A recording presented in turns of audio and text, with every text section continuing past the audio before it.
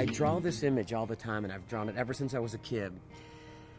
On the image are mountains. And we all know this. We draw this as kids. We draw the mountains, and then maybe they're snow-capped. Maybe there are the tiny little eyebrows of birds in the sky. There's a sun. Is it setting? Is it rising? Well, depends on you. And then coming out of the mountains is a river, right? And then soon the river is bigger, and then there are trees on the river. And then invariably I'll have a cliff. And then on that cliff there'll be plants, and maybe there'll be some animals. But that image that I always draw is the image that I want to live in. And that's the image that I want to be a part of. I want to be in the mountains. I want to be in the rivers. But I want to share it. And that's why I want to be in the mountains with my brother Sean when he's paralyzed from the waist down, and I'm helping him out, and I got my friends around me, and we're all coming together to overcome this. Talk about a lesson of love. Talk about this vitality straight to the heart. Everybody is radiating love. Everybody is radiating promise, and anything is possible. That can-do thing, because you just did it. And you're like, whoa, my life isn't so bad. I can overcome anything. When I think of the word love, I think of immediately Amanda. And I would say even in the same breath, I would think of myself as well, because I am love. In order for me to perceive love, I have to be love. I have to emanate love in order to send out that love and have that karmic boomerang of love come back. Hey, I got more love. I have to exist. But I have to be aware. I have to be cognizant that I'm on the planet, that I'm a participant in my life. So when I think of love, I think of myself. I think of Amanda. I think of physical love. I think of emotional love. I think of the kind of love where you give to somebody unconditionally because they need your help, whether it's an injury or whether it's a problem, whatever it could be. I think of love. I think of laughter immediately because love makes me happy. And then love is also taking a chance. Love is fear, right? It's like that integral aspect of life.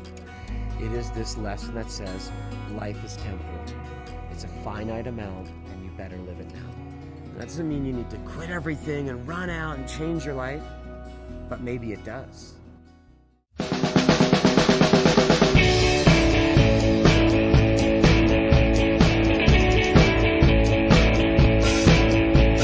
It turns out life is, after all, a death sentence. That's so cynical. No, it's not.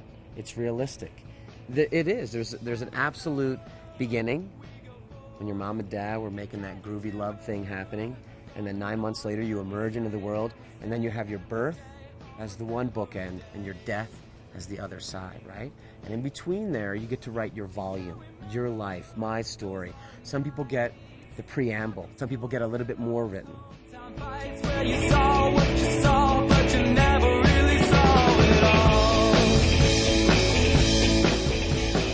Maybe you will, maybe you won't. What scares me the most in my life right now? Well, I guess I'm afraid to die, because it's the big oblivion. Every death shakes me. I mean, the closer the death, the more the shaking, right? The more removed the death, the more subtle the reminder. Death is a difficult thing to talk about. Of course it's hard. I mean, when people are dead, they're dead. They're no longer there. You can't love them anymore. You can't see them anymore. Just things keep moving, whether you're here or not. I think the most important thing about my friends' deaths is that their absence reminds me of my presence. They're gone, I'm not. The time is now to take advantage of it. We remind ourselves that we're very much still here, very present, and that we go forward, into today and into the next moment with as much vitality and life that we all possess as possible. I mean, this is what we have left. Right? So much of what I want to do is happening today because yesterday's gone and tomorrow doesn't exist. Like, I love the yin-yang, the black-white. One side, you could say, is love, the other side is hate. One side is sweet, one side is sour. One side is life, one side is death. Well, you do go to extremes within that, right? Within that whole. But where I want to live is in that line. I had a little boy at a show once. I showed that image, and And he stuck his hand up and he said, what color is the line between those? And I said, that's a great question.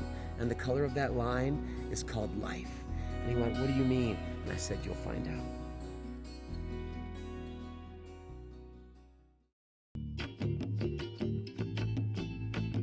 We'll do shots. Yeah? This is shots. This is shots. Shots. Tequila shots? Tequila shots throughout the entire interview. So fucking anyway. Well, why are you so cool? Well, thank you, me, for asking that. I'm so cool because... They're talking to me right now. They're wondering when this interview is going to be over so we can go run around and peel on fire hydrants together. Bark, bark, bark, bark. Bark, bark. Bark. There's the train again. Oh my God. It's the trains. It's the dogs. It's the UPS guy. It's the lawnmower. This is killing me. All I want to do is pour my soul out and tell you all about wild love.